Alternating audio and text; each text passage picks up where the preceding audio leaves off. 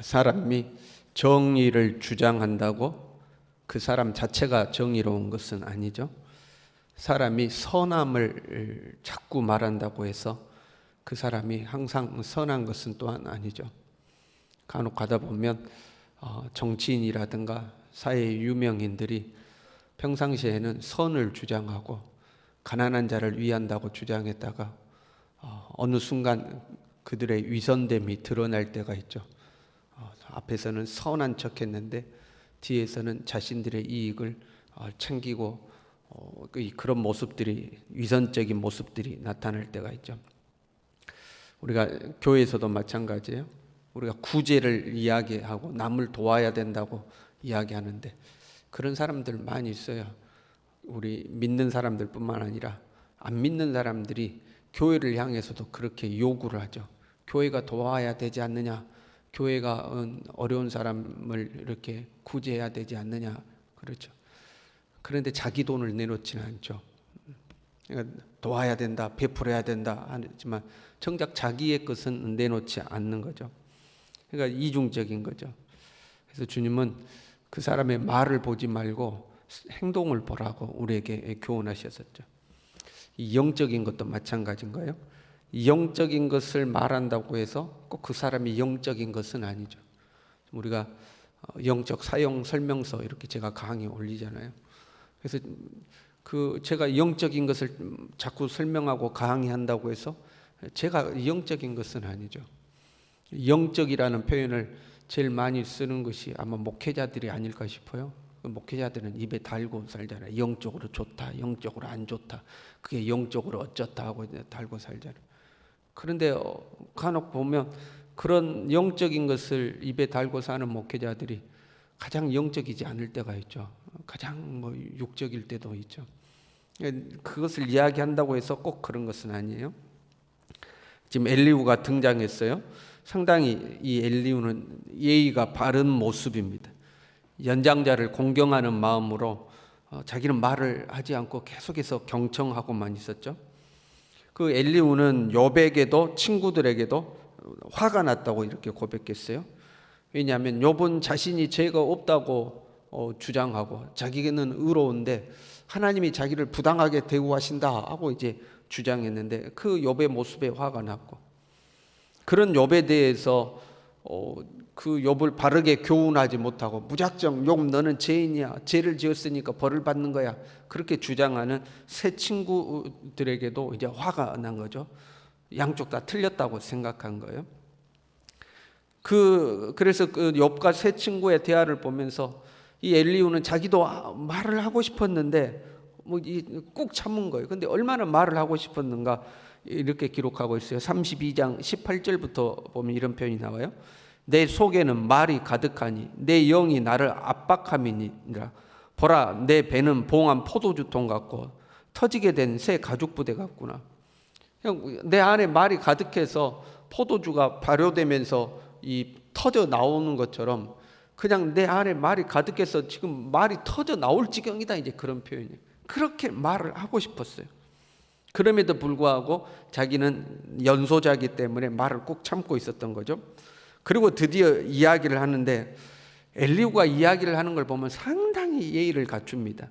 32장 11절부터 22절까지 그리고 33장 1절부터 7절까지가 이제 엘리후가 내가 말한다 그러니까 서론이거든요.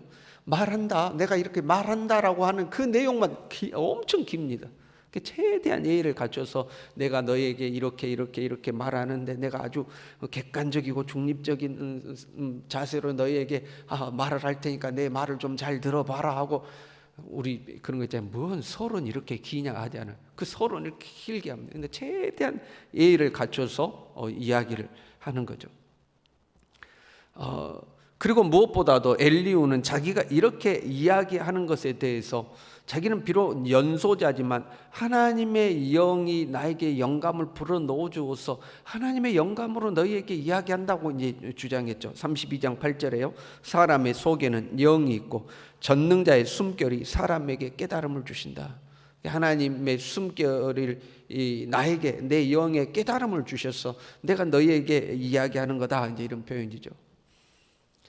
엘리후는 자기에게 영감이 주어져서 이야기한다고 주장하고 있고, 또 말을 하는 자세도 선하고 아주 예의 바르게 이야기를 하고 있습니다.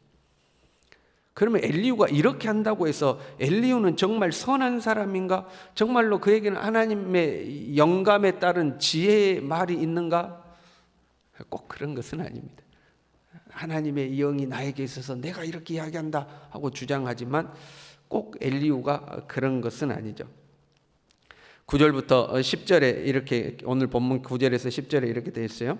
이르기를 나는 깨끗하여 악인이 아니며, 지금 욥이 이런 말을 했다고 주장하는 거예요. 나는 깨끗하여 악인이 아니며 순전하고 불의도 없거늘 참으로 하나님이 나에게서 잘못을 찾으시며 나를 자기의 원수로 여기사 내 발을 착고에 채우시고 나의 모든 길을 감시하신다. 네가 그렇게 말했다 하고 이제 욥에게 이야기하는 거예요. 그러니까 너는 욥, 너는 불의라고는 전혀 없고 너는 의로운 자인데 하나님이 너를 부당하게 대해야 한다고 네가 그렇게 주장했지 하고 욥에게 이제 이야기하는 거거든요. 근데 사실 욥의 주장은 엄밀하게 따지면 이런 주장이 아니었습니다. 욥은 나는 죄가 하나도 없다, 나는 절대 불의하지 않다, 나는 완벽하게 의롭다, 그렇게 주장한 게 아니죠. 욥은 나는 이런 벌을 받을 정도로 죄 짓지 않았다, 이런 표현이거든요. 나는 죄가 전혀 없다 이게 아니고 이 정도 벌을 받을 정도로 나는 죄를 짓지 않았다. 난 이 정도 고난을 당할 정도로 불의하게 살지 않았다. 난 최소한 이 정도로 불의한 사람은 아니다. 욥의 주장은 이런 주장인 겁니다. 내가 의롭다, 어느 정도로 의롭다, 그래도 이 정도 벌 받을 만하게는 아니다, 이제 이런 표현이거든요. 그런데 엘리후는 욥, 네가 의롭다고 주장했지, 네가 하나님보다도 의롭다고 주장했지, 이제 이렇게 욥을 몰아가고 있는 겁니다. 엘리후는 이전의 세 친구들에 비하면 한층 더 성숙한 변론을 하는 것은 사실입니다. 세 친구는 욥에 대해서 너는 죄인이야, 너는 위선자야, 우리 앞에서는 선한 척했지만 뒤에서는 이 죄를 지었기 때문에 하나님께서 너를 심판하신 거야, 그러니까 너는 회개해야 돼 하고 욥을 일방적으로 죄인이라고 몰아붙였습니다. 그런데 엘리후는 그렇게 한 것이 아니고요, 욥이 나름대로 신앙인으로 살아오는 것을 인정합니다. 그러나 그럼에도 불구하고 네가 깨닫지 못한 죄가 너에게 있다. 그래서 하나님이 너로 하여금 죄를 깨닫게 하려고 너에게 지금의 고난을 허락하신 거다. 너는 나름대로 신앙인으로 살아왔지만 그래도 네가 미처 깨닫지 못한 죄가 너에게는 있는 거야. 하나님이 그 죄를 깨닫게 하려고 너에게 지금 이런 고난을 주신 거야 하고 지금 이제 엘리후는 주장을 하는 겁니다. 14절에 보면 이렇게 되어 있어요. 하나님은 한 번 말씀하시고 다시 말씀하시되 사람은 관심이 없도다. 그래서 꿈이나 환상을 통해서라도 말씀하셔서 사람으로 하여금 더 큰 재난을 만나지 않게 하려고, 더 망하는 길로 가지 못하게 하려고 하나님은 사람에게 자꾸 말씀하시는데 사람은 관심이 없다, 이제 이런 표현입니다. 그러니까 하나님께서 욥 너에게 말씀하시는데 네가 미처 그 하나님의 말씀에 관심이 없어서 못 깨닫는 것이 있었을 것이다, 이제 이런 의미입니다. 그래서 하나님은 그걸 깨닫게 하려고 19절에요. 혹은 사람이 병상의 고통과 뼈가 늘 수심의 징계를 받나니 하나님께서는 사람에게 질병을 허락하셔서라도, 병을 주셔서 사람이 고통당하면서라도 깨닫게 하신다. 왜? 사람이 관심이 없으니까. 하나님 좋은 말로 하면 사람이 관심이 없으니까 하나님이 고난을 주셔서 사람으로 하여금 자기의 부족과 허물을 깨닫게 하신다 하는 이제 이런 주장입니다. 그러니까 지금 욥이 당하는 고난은 하나님께서 욥이 미처 알지 못했던 그 죄를 깨닫게 하시려고 욥 너에게 고난을 주신 거야 하는 이제 주장인 거죠. 어느 정도 이 엘리후의 주장은 맞습니다. 실제로 하나님 우리에게 이렇게 역사하실 때가 있죠. 사람마다요, 하나님이 다루는 손길이 다 다릅니다. 어떤 사람에게는 하나님이 허락하시는데 어떤 사람에게는 하나님이 아주 엄중하게 대하시는 부분들이 있습니다. 어느 때는 동일한 사람이라 할지라도 하나님이 어느 순간까지는 나의 좀 부족함을 봐주시는 때가 있는데 어느 순간을 지나면 하나님이 안 봐주시죠. 이제는 너 이 정도 수준은 돼야 돼 하고 하나님이 요구하시는 때가 있죠. 그러니까 김 집사는 저렇게 해도 괜찮네, 나도 괜찮겠지 했는데 하나님은 나는 안 괜찮아, 나는 안 봐주는 거죠. 김 집사는 하나님 봐주는데 내가 김 집사와 똑같은 어떤 것을 하면 하나님이 여지없이 나는 책망하시는 거죠. 내가 작년까지는 이렇게 해도 하나님이 나에게 아무렇지도 않았는데 올해부터는 내가 이렇게 하면 야, 안 돼, 너는 올해부터는 좀 수준이 있어야 돼 하고 하나님이 더 높은 수준을 요구하실 때가 있죠. 사람마다 다르고 주어진 상황에 따라 다르게 하나님이 우리를 다루실 때가 있죠. 그러니까 욥 너가 그동안에는 죄가 아니라고 생각했을 수 있는데 이제 하나님이 그 부분을 다루기 위해서 이제 너에게 역사하시는 거야. 이제 네가 그걸 깨달아야 돼 하고 엘리후가 이야기하고 있는 겁니다. 그러나 이런 엘리후의 주장은 욥에게 있어서는 맞지 않죠. 나는 하나님의 숨결이 나에게 지혜를 불어넣어서 너희에게 이야기한다라고 주장하는 엘리후도 사실 잘못된 주장을 하고 있는 겁니다. 왜요? 사실 하나님이 하시는 일을 사람은 다 알 수가 없죠.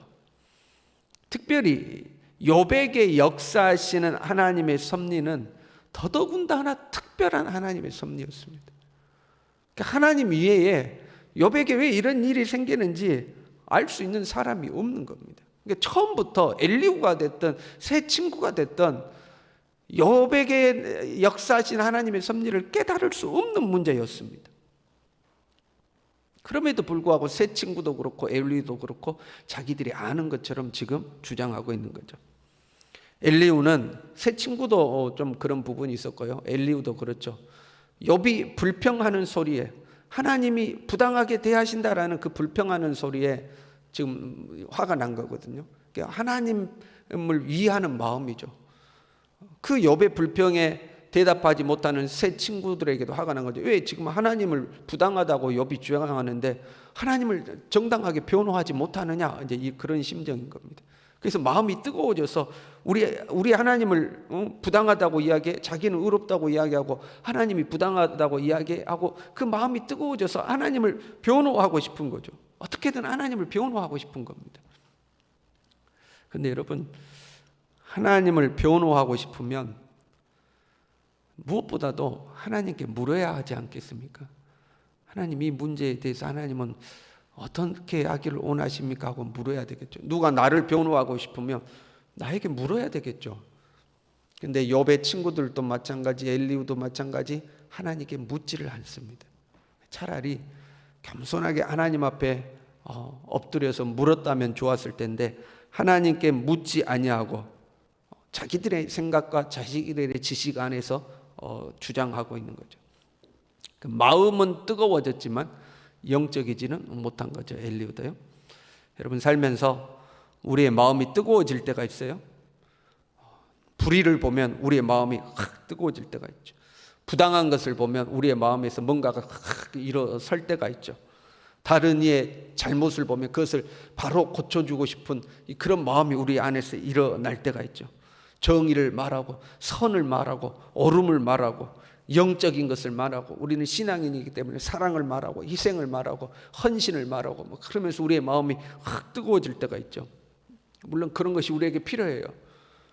그러나 그런 뜨거운 마음이 우리 안에서 일어설 때에 정작 내가 진짜 그런 사람인가, 내가 진짜 그런 사람인가, 우리 자신을 돌아볼 필요가 있죠.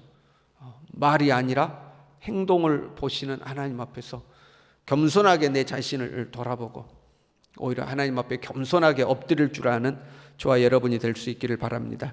기도하겠습니다.